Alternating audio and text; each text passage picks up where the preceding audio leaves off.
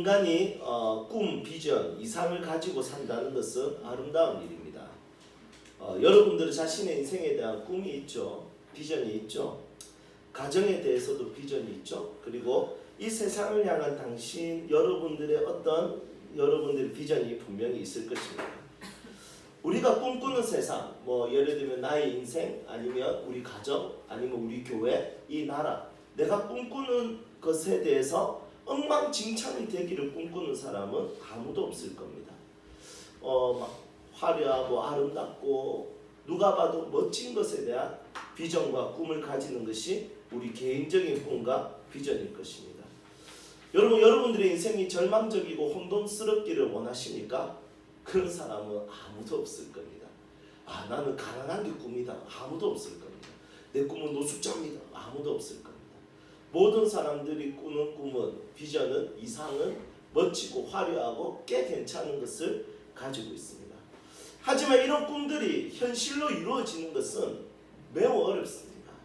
자신의 인생에 대해서 꿈도, 그리고 자신의 인생에 대한 꿈과 가족들에 대한 꿈과 이 나라를 위한 비전, 교회를 위한 비전, 이 모든 것이, 이 이상적인 것이 현실로 이루어지는 것은 쉽지 않다는 것입니다. 그래서 사람들은 이야기합니다. 꿈이나 비전은 어린아이들이나 꾸는 거지 어른이 무슨 꿈과 비전을 이야기하냐. 나이 들어봐라. 꿈과 비전은 이 쪼매난 아이들, 초등학생들, 그런 애들이 책상에다가 내 꿈은 대통령 이런 거 붙여놓고 으쌰으쌰 하는 거지, 어른이 돼서 나이가 들어서 꿈 꿀 수 있는 그런 시간이 어디냐, 현실적으로 그게 가능하냐. 여러분, 이렇게 생각하는 게 나이가 들면 들수록 가지는 것입니다. 여러분들도 그렇지 않습니까? 10대 때 꿈 없었던 사람 어디 있겠습니까? 20대 때 꿈 없었던 사람이 어디 있겠습니까? 하지만 30대가 지나고 40대가 50대가 되면 꿈은 진짜 꿈일 뿐인 거예요. 이제 꿈꾸는 것 자체가 사치인 거예요. 하루 세끼 밥 먹고 사는 거, 시간 내서 취미생활 하나 하는 거, 이것조차도 쉽지 않은 것이 우리의 인생이라는 것입니다. 여러분, 하지만 그리스도인으로 산다는 것은 어떤 의미냐면, 그리스도인은 어리든지 나이가 많든지 상관없이 누구든지 꿈꿀 수 있습니다. 누구든지 비전을 가질 수 있습니다. 누구든지 이상을 가질 수 있습니다. 그 그리스도인이 가지는 꿈과 비전과 이상을 우리는 뭐라고 하냐면 하나님의 나라라고 이야기합니다. 사도행전 2장 17절에 보면 성령이 육체 가운데 임하면 어떤 일이 일어나냐면 자녀들이 꿈을 꾼답니다. 그리고 젊은이들이 환상을 본답니다. 그리고 노인들, 늙은이들이 예언을 한답니다. 환상을 꾸고 꿈을 꾼답니다. 여러분, 늙은이들이 꿈을 꾸게 합니다. 그 다음에 18절에는 뭐라고 되어 있냐면 내 남종과 여종들이 예언하리라. 여러분, 종들이 미래를 이야기한다고 합니다. 여러분, 그리스도인으로 산다는 것은 꿈 없이 사는 존재가, 그리스도인은 10대든 20대든 30대든 40대든 누구든지 꿈꾸며 살 수 있는 자들이 그리스도인이라는 것입니다. 자, 저희 아들은 7살입니다. 7살인 한결이의 꿈과 그리고 39살인 이종환 목사의 꿈. 여러분, 누가 꿈 이야기하는 게 멋져 보입니까? 좀 괜찮아 보입니까? 여러분, 이 나이 먹어도 꿈 이야기할 수 있을까요? 제 꿈은 무엇입니다. 어리나요? 어립니까? 니는 아직 젊어요. 예. 자, 그렇다면 우리 여기서 이제 제일 큰 어르신 한 분을 뽑으라면 우리 혜선 집사님. 예. 여러분, 혜선 집사님이 이제 일흔을 이제 향해서 이제 전력 질주를 하고 계신데, 여러분, 혜선 집사님은 꿈꾸는 게 어울리십니까? 내 꿈은 이겁니다. 여러분, 7살짜리 한결이는 꿈 이야기하는 게 맞아요. 여러분, 초등학생들은 내 꿈은 무엇입니다. 어울려요. 그런데 70이 다 돼가는 어르신이 나의 꿈은 이것이다. 여러분, 이거 사실은 어울리지 않다는 거예요. 그런데 하나님의 사람은 10대 때보다 일흔이 되었을 때 더 큰 꿈을 가질 수 있는, 그리스도인은 죽는 순간에도 꿈을 가져요. 어떤 꿈을 가져요? 나는 이제 주님의 품에 나는 이제 천국에 가리라. 여러분, 그리스도인은 죽는 순간까지 꿈꾸는 인생입니다. 죽는 순간까지 미래를 보는 인생인 거예요. 죽는 순간까지 하나님의 나라를 보는 인생이에요. 이 땅을 사는 동안만 꿈꾸는 자들이 아니라 죽는 직전까지 내일을 이야기하는 자들이 그리스도입니다. 그래서 예수님 옆에 한 강도가 못 박혀 죽잖아요. 그때 예수님께서 그 강도에게 뭐라고 이야기하나요? 네가 오늘 나와 함께 어디에 있으리라? 낙원에 있으리라. 여러분, 그 다음 단계에 대해서 예수님이 그 사람에게 설명하는 거예요. 네가 나와 함께 낙원에 있으리라. 여러분, 죽는 사람 앞에서 미래 이야기를 할 수 있을까요?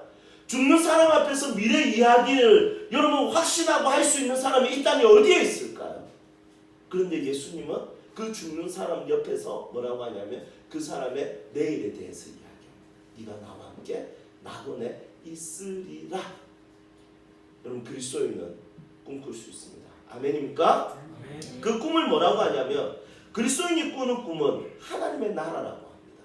이 하나님의 나라를 한자로 천국이라고 합니다. 천국과 천당의 의미를 헷갈리지 마십시오. 죽어서 가는 것도 천국이고 이 땅을 살면서 살아가는 것도 천국입니다. 왜냐하면 천국이라는 것은 천당과 다릅니다. 장소를 의미하는 게 아니에요. 천국이라는 것은 헬라어로 바실레이아 톤 우라논. 여러분, 이 단어를 쓰는데 이 우라논이라는 단어가 하늘이라는 뜻이고요. 그리고 바실레이아는 통치하다, 다스리다 이런 뜻입니다. 그러니까 천국은 뭐냐면 하나님의 다스림, 하늘의 다스림을 받는 것 자체가 천국이라는 것입니다. 그래서 천국은 죽어서 가는 천국 있어요. 우리는 죽으면 다 천국 가요. 예수님 믿기 때문에 내 죄를 용서받고 우리는 전부 다 지옥 가고 싶어도 저의 체질은 찜질방입니다 이러면서 지옥 가고 싶습니다. 이렇게 해도 여러분들은 지옥에 갈 수 없는 존재 믿으세요? 네. 예, 여기에 대한 확신이 있어야 돼요. 여러분, 어찌 굴려도 소용없습니다. 제 꿈은 지옥 가는 거, 거기가 따뜻할 것 같아요. 여러분, 그렇게 하면 갈 수도 없습니다. 우리의 꿈은 지옥이라 할지라도 여러분, 예수를 믿는 순간 우리는 죽어서 천국 갈 수밖에 없어요. 그런데 천국은 죽어서 가는 것도 있지만 천국은 이 땅에서 누리는 거예요. 그게 뭐냐면 바실레이아 톤 우라논이라는 거예요. 자, 하나님은 우리에게 자신의 나라를 꿈꾸게 하십니다. 그 나라는 돈이 다스리는 나라가 아닙니다. 그 나라는 영웅이 다스리는 나라가 아닙니다. 하나님의 나라는 쾌락이 다스리는 나라가 아닙니다. 우리가 꿈꾸는 하나님의 나라, 즉 천국은 바실레이아 톤 우라논 아니면 대웅, 하나님이 다스리는 나라, 하나님이 통치하시는 나라, 하나님께서 인도하시고 이끌어가시는 나라가 바로 천국이라는 것입니다. 이것이 우리의 꿈과 비전이 되는 것이죠. 여러분, 이 하나님이 다스리는 나라는 어떤 나라일까요? 그것을 이 마태복음 13장에는 설명하고 있습니다. 마태복음 13장에는 이 천국에 대해서 7가지 비유를 가지고 설명하는데 7가지 비유가 시가, 견우, 강진그 이렇게 7가지입니다. 씨 뿌리는 비유, 가라지 비유, 겨자씨 비유, 누룩 비유, 감추인 보화 비유, 진주 비유, 그물 비유 이렇게 7가지가 있는데 이 7가지 중에 오늘은 겨자씨 비유에 대해서 같이 한번 나눠보도록 하겠습니다. 자, 31절 말씀 함께 읽어보겠습니다. 시작.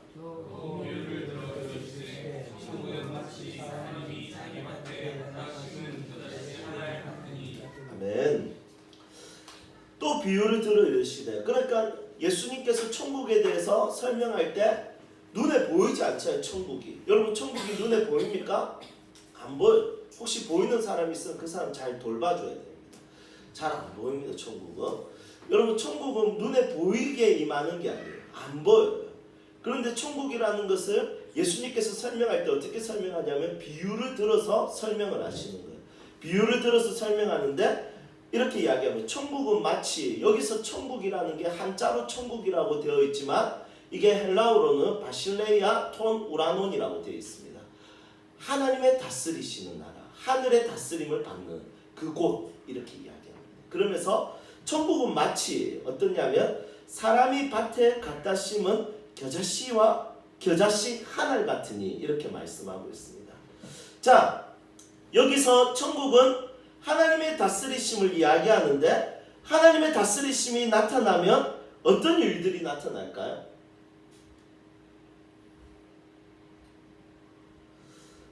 이런 거예요. 내가 다스리는 나라랑 하나님이 다스리는 나라. 여러분 이게 차이가 많이 나죠? 예를 들면 제가 가장이에요. 이종화가 다스리는 가정과 하나님이 다스리는 가정 어떻겠습니까? 차이가 나는 거예요. 저희 아들들이 레고를 이렇게 만들면 자기들이 막 아빠 내가 할 거야 이러면서 만들면 그게 괜찮게 만들어질까요? 막 아무 때나 꽂고 막 사람은 머리 막 뒤로 돌아가 있고 막 이렇게 돼 있겠죠. 여러분 그때 아버지의 다스림이 필요해요. 머리를 바로 해주고 필요한 데 꽂아주고 이렇게 하면 그 장난감이 어떻게 되냐면 이쁘게 아름답게 그 장난감의 목적을 따라서 딱 만들어져요. 아들이 그것을 다스리면 꼬마 아이들이 다스리면 엉망진창으로 만들지만 아버지가 딱 다스려주면 그것을 멋있게 만들 수 있어요. 마찬가지 하나님의 다스림은 내가 통치하고 내가 다스리면 이게 어설픈 거예요. 내가 교회를 다스리거나 내가 내 인생을 다스리거나 내가 우리 가정을 다스리면 뭔가 어설픈 거예요. 뭔가 안 맞는 거예요. 그런데 하나님이 통치하시고 다스리면 그게 하나하나 맞아떨어지기 시작하는 거예요. 그게 하나하나 균형 잡히기 시작하는 거예요. 그게 하나하나 멋지게 이루어지기 시작하는 거예요. 그렇게 하나님이 다스릴 때 나타나는 멋있는 게 뭔지 봐야 되는 거예요. 자, 한번 봐요. 자, 천국은 마치 자기 밭에 갖다 심은, 여기서 심은이라는 단어는 이런 거예요. 묘목 하나를 정성스럽게 어디다가 이렇게 심는 게 아니에요.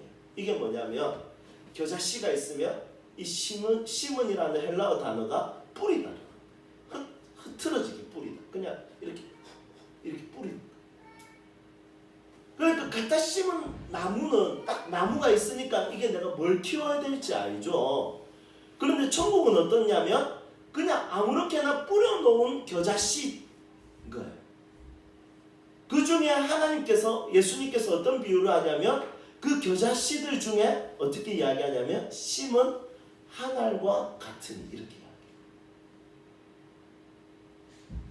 여러분 이렇게 예를 들면 민들레 씨앗이 막 날아다닐 때 그게 막 하나씩 눈에 보이겠습니까? 막 날아다니네. 그리고 그 중에 하나가 싹을 맺어야 이건 민들레구나 알 수 있어요. 그런데 예수님의 비유는 어떠냐면 씨앗을 아무렇게나 뿌려놨는데 그 씨앗 중에 하나를 향해서 하나님이 주목하시는 거예요.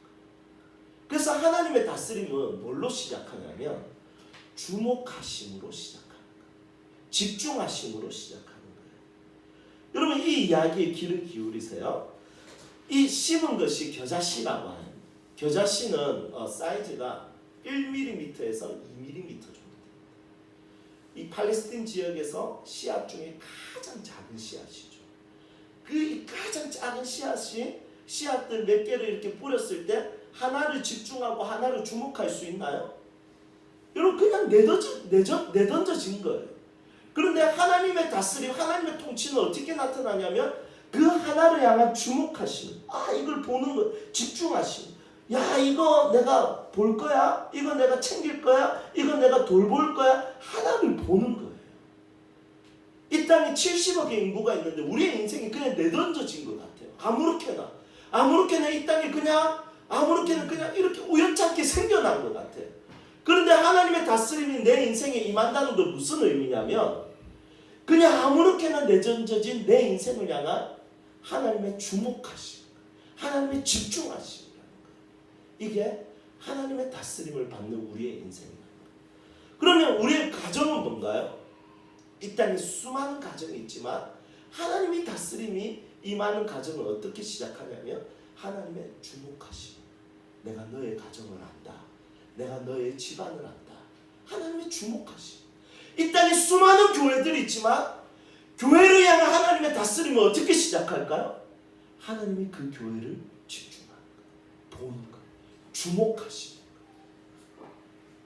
내 인생, 보잘것없는 내 인생을 향한 하나님의 주목하심이 바실레이아 톤 우라노. 하나님의 다스림의 시작이라는 것입니다. 하나님의 다스림은 누구도 관심을 가져주지 않는 존재를 향한 하나님의 시선입니다. 하나님의 시선이 저와 여러분들의 인생을 향하고 있습니다. 전능하시고 위대하시고 전지하신 그 하나님의 다스리심과 하나님의 인도하심, 그분의 시선이, 그분의 집중하심이, 그분의 주목하심이 보잘것없는 내 인생을 향해 있다는 것입니다. 이게 하나님의 천국이라는 것입니다. 하나님이 여러분들을 보고 계십니다. 이것을 믿으십니까? 하나님의 눈이 여러분들을 향해 있습니다.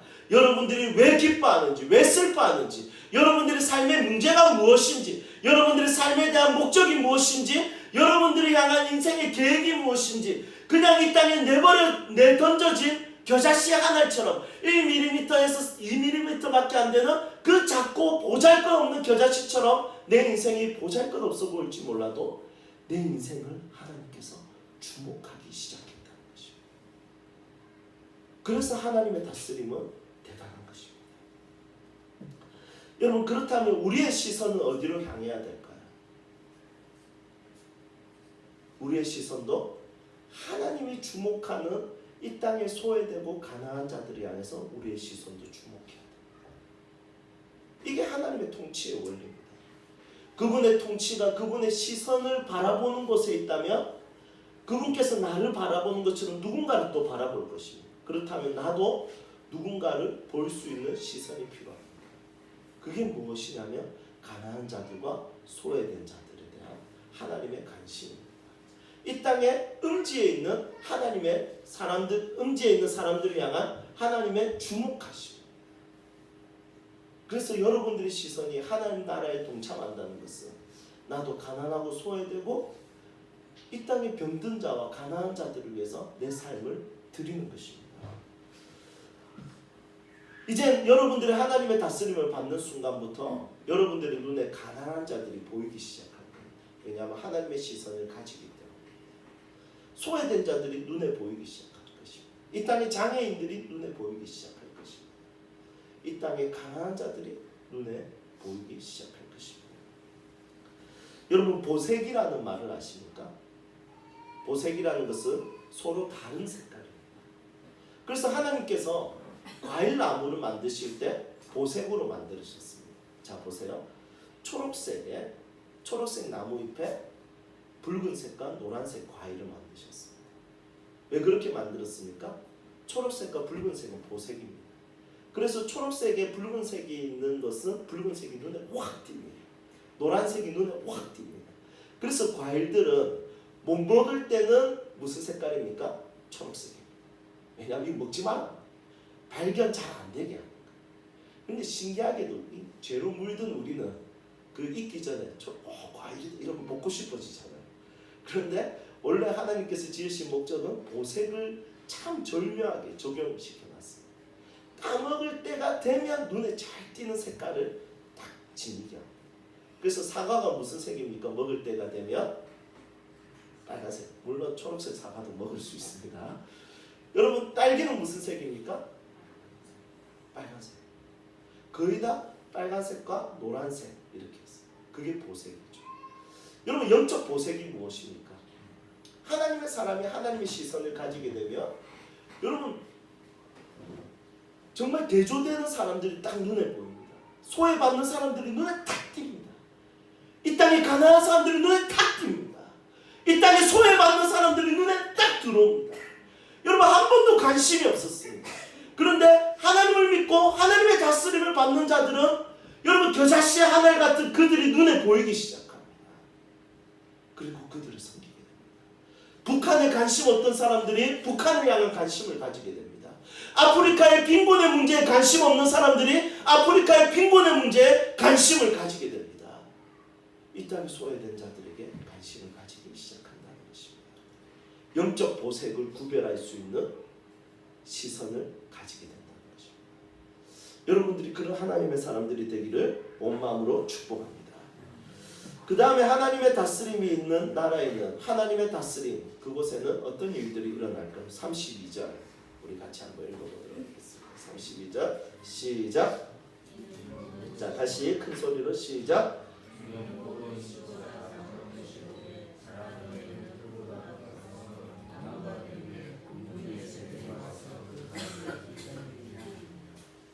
아멘. 여러분, 하나님의 다스림이 있으면 어떻게 되냐면 자람이 있습니다. 성장. 이 겨자씨는 1에서 2mm인데 이게 자라면 몇 미터까지 자라냐면 2에서 3m 정도 자랍니다. 그러면 몇 배가 자라는 겁니까? 1mm에서 2m, 2000배가 자라는 거예요. 쑥 자라는 거죠. 하나님의 다스림이 있으면 성장과 성숙이 있습니다. 내 인생에 대한 성장과 성숙이 하나님의 천국을 누리는 것이죠. 하나님의 다스림을 누리는 것입니다. 이 겨자씨가 2000배가 자란다. 여러분 놀랍지 않습니까? 우리의 인생이 하나님께서 10년, 20년, 30년, 50년, 길게는 80년, 이제 100년 인생이 되었습니다. 그 인생 동안 우리가 경험하고 누려야 되는 천국이 뭐냐면 내 생각의 자람, 내 가치관의 자람, 내 인생의 자람, 그 성장을 경험하는 것이 천국이라는 것입니다. 예수 믿고 죽어서 천국 가는 것이 천국이기도 하지만 예수 믿고 이 땅에서 내가 자라는 것을 경험하는 것이 천국이라는 것입니다. 예수 믿고 내 생각이 예수 믿기 전과 똑같으면 그것은 천국이 아닌 거예요. 예수 믿으면 반드시 자랍니다. 어떻게 자랍니까? 어떤 모습으로 자라게 될까요? 그것은 공존할 수 있는 존재로 자라는 것입니다. 자, 32절 한 번 더 볼까요? 이는 모든 씨보다 작은 것이로되 자란 후에는 풀보다 커서 나무가 되매 공중의 새들이 와서 그 가지에 깃들이느니라. 여러분, 새가 와서 그 나무에 깃들이신답니다. 이게 뭐냐면 공존인 거죠. 함께하는 거죠. 여러분, 자람의 목적은 함께 살아갈 수 있는 존재로 자라는 것입니다. 그냥 내 인생을 내가 마음대로 살아가다가 예수님 믿으면 인생이 이제 마음대로 살아가지지 않습니다. 그분의 다스림을 받고 그분 안에서 자람이 됩니다. 자라나는데 어떤 존재로 자라나냐면 하나님 믿으니까 기적을 나타내고 이런 존재로 자라는 내용이 아니라 진짜 자라는 것이 뭐냐면 공존할 줄 아는 존재로 자라는 거예요. 여러분, 서로가 안 맞아요. 그런데 예수님 믿으면 자라요. 자란 다음에 어떻게 되냐면 안 맞는 사람과 같이 살 줄 아는 거예요. 같이 생활할 줄 아는 거예요. 여러분, 남편과 아내가 서로 맞습니까? 지금 고개 흔들면 안 됩니다. 우리 태수 성도님께서 너무 강하게 흔드시는데 목을 푸는 것이죠. 여러분, 남편과 아내 서로 맞을 것 같다고 생각해서 결혼했지만 살아보면 안 맞아요. 여러분, 안 맞어. 여러분, 교회 와가지고 이 교회 너무 좋다 생각하고 왔는데 서로 지내보면 맞습니까? 안 맞습니까? 서로 꼴보기 싫은 사람이 있어요. 정말 짜증나는 사람이 있어요. 여러분, 그게 여러분 교회 안에 서로 다른 사람들이 모아놓은 거예요. 그런데 하나님의 다스림을 받는 존재들은 어떻게 되냐면 자라는데 어떻게 자라냐면 새들이 깃든다는 거예요. 공존하는 거예요. 여러분, 새들이 깃들면 이 겨자씨가 겨자나무는 겨자 열매를 맺잖아요. 근데 이 새들이 이 거처를 마련해주면 감사해야 되잖아요. 그런데 이 팔레스틴 지역의 새들이 겨자나무에 이렇게 둥지를 딱 틀면 이 새들이 뭘 먹냐면 겨자 열매를 먹기 시작해요. 진짜 나쁜 새죠. 왜냐하면 거처를 마련해주면 오히려 자기들이 물을 떠와서 그 공존을 하려면 그 나무에다가 물을 주고 햇빛이 잘 받도록, 아니면 너무 더우니까 막 날개를 막 펄럭거리면서 덥지 나무야 이렇게 해야 되는데 그렇게 하지 않고 어떻게 하냐면 그 겨자 나무에서 열리는 겨자 열매를 막 쪼아 먹는 거죠. 그런데 겨자 나무는 그대로 가만히 있는 거예요. 왜냐하면 공존하는 거예요. 함께 있는 거예요. 함께 사는 거예요. 그러면 이게 천국. 이 땅은 인종을 차별하고 경제적인 수준에 따라서 차별하고 그리고 성격에 대해서 차별하고 그리고 존재에 대해서 차별하게 돼요. 그런데 하나님의 사람은 자랐는데 어떤 존재로 자라냐면 누구든지 함께 할 수 있는 존재로 자라. 누구든지 함께 마음을 먹고 함께 살아갈 수 있는 존재로 자라는 것입니다. 며칠 전에 어떤 대형교회에 대한 이야기를 들었습니다. 그 대형교회 담임 목사님이 이렇게 그 교회는 뭐가 있냐면 목양실로 가는 특별한 길이 있답니다. 목사님이 이제 설교 연구를 하는 목양실 그 가는 길이 있는데 그 길은 다른 성도들이 지나갈 수 없는 길이라. 그 목사님만을 위한 길이라. 교회 예배당에서 목양실까지 이어져 있는 그 길은 아무도 못 다니고 목사님만을 위한 길. 그리고 승강기 엘리베이터가 있는데 그 엘리베이터도 그 담임 목사님만 탈 수 있는 엘리베이터랍니다. 왜냐하면 그 목사님은 성도들에게 자기의 신비로움, 신비감을 유지해야지 성도들이 말씀의 은혜를 더 받는다. 그래서 함께 공존하지 않는 것이죠. 여러분 물론 저희 교회도 저희 교회 목양실로 가는 길은 저만 갑니다. 왜냐하면 여기와 구별되어 있기 때문입니다. 하지만 그런 개념이 아니라 여러분 우리 그리스도인은 신비감으로 승부해야 될까요? 존재감으로 승부해야 될까요? 여러분 예수님은 제자들과 함께 먹었어요. 함께 마셨어요. 함께 대화했어요. 함께 이루어갔어요. 그게 뭐냐면 예수님이 제자들에게 하나님의 나라를 가르친 방법이 뭐냐면 신비감이 아니라 존재감이었어요. 마찬가지. 여러분 목사로서 이 땅의 성도들에게 필요한 것은 우리 목사님 너무 신비로워. 여러분 이 개념이 아니라 존재감이에요. 우리 목사님은 예수님 닮았어. 이건 여러분 마찬가지. 성도들의 천국은 뭐냐면 어떤 존재로 자라냐면 딱 신비감을 가지고 나는 기도하는 사람이야. 너희들과 나는 질적으로 달라. 여러분 이것을 추구하고 살아가는 자들이 성도가 아니라 성도의 실력은 뭐냐면 존재감인 거예요. 함께 웃고 함께 울고 함께 마시고 함께 이야기하고 함께 대화하고 여러분 그렇게 하는 것이 그리스도인의 인생의 천국이라는 것입니다. 여러분들이 누구와 함께 있든지 그들과 함께 공존하고 그들과 함께 살아가는 방법을 여러분들이 알아갈 수 있는 그런 자람이 있기를 주님의 이름으로 간절히 축복합니다. 여러분 이 이야기는 굉장히 중요합니다.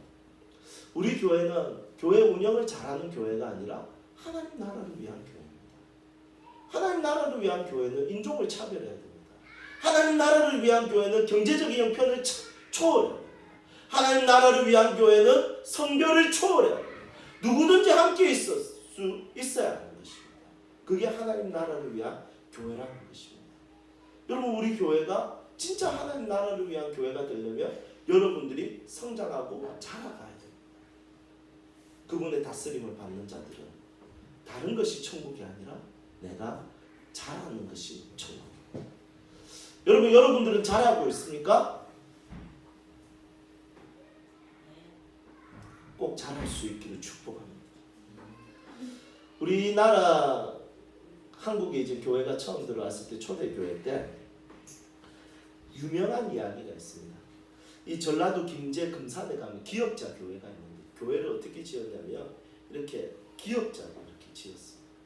왜냐하면 남녀 7세 부동석이라고 남자 여자가 7살이 넘어가면 같이 앉는 것, 같이 있는 게 금지되어 있었던 우리나라 문화였습니다. 그렇게 예배 때 어떻게 했냐면 목사님이 요 중간에 서고 그리고 이쪽에는 남자, 이쪽에는 여자들이 앉아서 예배를 드렸습니다. 목사님 얼마나 설교할 때 바빴겠습니까? 이쪽 보고 설교하다가 이쪽 보고 설교하고. 여러분 그런 기역자 교회가 지금도 여전히 그 교회가 있습니다. 왜냐하면 우리나라의 차별의식을 보여주고 있는 대표적인 교회였기 때문에. 그런데 그 교회에 어떤 일이 있었냐면 조덕삼이라는 사람이 그 교회를 다니고 있었습니다. 그 조덕삼은 어떤 사람이냐면 말을 팔고 말을 빌려주는 어떤 마부장이었습니다. 굉장한 부자였습니다. 그런데 그 집안에 종이 있었는데 그 종의 이름이 이자익이라는 종이었습니다. 그런데 그 기역자 교회에 이 조덕삼 이 이자이 둘 다 그 교회를 섬기기 시작했습니다. 예수를 믿고 그 교회를 다니기 시작했죠. 그런데 이제 그 교회가 100명이 넘어가니까 장로 한 명을 선출해야 되겠다 싶어서 장로 선거를 했습니다. 후보에 누가 올라왔냐면 조덕삼, 이자이 이 두 사람이 올라간 겁니다. 한 명은 주인이고 한 명은 종입니다. 투표를 했습니다. 누가 됐을까요? 종이 됐습니다. 이자익이 됐습니다. 여러분들이 조덕삼이면 어떻게 하겠습니까? 집에 가자마자 니 굶어 죽고 싶나? 내가 안 되면 어떻게 네가 될 수 있어? 내가 주인인데. 여러분 우리는 분명히 그랬을 건데 이 조덕삼은 그것을 그대로 인정하고 하나님이 세우신 장로님으로 그분께 모든 교회의 운영에 대해서 이양을 했습니다. 여러분 그런데 이 교회가 처음 세워질 때 어떻게 세워졌냐면 교회가 처음 세워질 때 이 조덕삼이 자기 집을 공간을 줘서 교회가 세워졌습니다. 그러니까 조덕삼 때문에 그 교회가 개척이 된 거죠. 그런데 장로 투표에서 개척 멤버가 된 게 아니라 개척 멤버의 종이 투표를 했는데 더 표가 많이 나서 장로가 되는 거예요. 여러분 이걸 받아들이는 게 주인의 입장에서 말이 안 되는 거예요. 그런데 나중에 조덕삼이 이제 이 이자익을 보니까 이 사람은 장로로 있기에는 하나님의 또 다른 부르심이 있겠다 싶어서 자기의 모든 돈을 다 줘서 어떻게 하냐면 이 사람을 평양신학교에 보내서 목사 공부를 시키고 그 교회 목사로 천빙합니다. 자기 집안의 종을 그 교회의 1대 목사로 한국인 1대 목사로 천빙합니다. 이게 교회입니다. 주인과 종의 신분을 차별했던 그 시대에 하나님의 다스림이 있으면 함께 생존하고 함께 공존하는 것을 배우고 익힐 줄 아는 것, 그 단계까지 자라가게 하는 것이 하나님의 다스리신 것입니다. 여러분 우리 교회가 돈이 다스리는 교회가 아니라 명예가 다스리는 교회가 아니라 하나님이 다스리는 교회가 되어서 함께 공존할 수 있는 교회가 되었으면 좋겠습니다. 그리고 여러분들의 인생이 차별하는 인생이 아니라 함께 달려갈 수 있는 인생이 되었으면 좋겠습니다. 여러분들의 아이들한테 너 1등과 2등을 가르치는 부모가 아니라 평등을 가르칠 수 있는 부모가 되기를 축복합니다. 여러분 그게 하나님의 다스림 천국을 누리는 그리스도인의 삶이라는 것입니다. 여러분 그런 인생으로 자라기를 온 마음으로 축복합니다. 이제 말씀을 정리하겠습니다. 장석주 시인의 대추 하나리라는 시를 여러분 들어보셨습니까? 제가 한번 읽어보겠습니다. 대추에 대한 이야기입니다. 적의 저절로 붉을 지기가 없다. 저 안에 태풍 몇 개, 저 안에 벼락 몇 개, 적의 저 혼자 둥그러질 리는 없다. 저 안에 무설이 내리는 몇 밤, 저 안에 땡볕 두어 달, 저 안에 초승달 몇 날. 대추야 너는 세상과 통하였구나. 여러분 대추 하나가 열리는데 그냥 열릴 일이 없다. 그거는 태풍도 경험했고 벼락도 경험했고 땡볕도 경험한 그런 대추라는 거죠. 여러분 오늘 이 말씀에 보니까 자라는 과정은 하나도 설명되어 있지 않습니다. 1에서 2mm 되었던 그 겨자씨가 어느 날 보니까 겨자나무가 된 겁니다. 자라는 과정 동안 여러분 이 겨자나무는 수많은 태풍과 수많은 햇볕과 수많은 더위와 수많은 추위를 경험했을 것입니다. 그런데 자랐어요. 자랄 뿐만 아니라 함께 생존하는 나무로 자랐습니다. 마찬가지입니다. 우리 인생에 대한 천국을 여러분 죽어서 가는 천국을 꿈꾸는 것으로 종교 생활하면 여러분 이 땅을 살아갈 때 소망이 없습니다. 그런데 죽어서 가는 천국이 아니라 이 땅을 향한 하나님의 다스림을 받는 천국. 그게 뭐냐면 내가 자라는 것입니다. 수많은 태풍과 수많은 어려움과 고난과 환경과 어려움들이 있겠죠. 그런데 여러분들의 인생을 그냥 그 가운데 상처받은 존재로 자라게 하는 것이 아니라 여러분들의 인생을 통해서 누군가를 회복시키고 살리고 누군가의 가난한 자들에게 위로가 되게 하고 소망을 주는 하나님의 사람으로 여러분들을 결국에 자라게 하는 하나님의 다스림이 있는 인생이 바로 천국과 같은 인생이라는 것입니다. 여러분, 여러분들의 인생이 진짜 천국이 되었으면 좋겠습니다. 잘하는 인생, 그런 인생이 되기를 온 마음으로 축복합니다.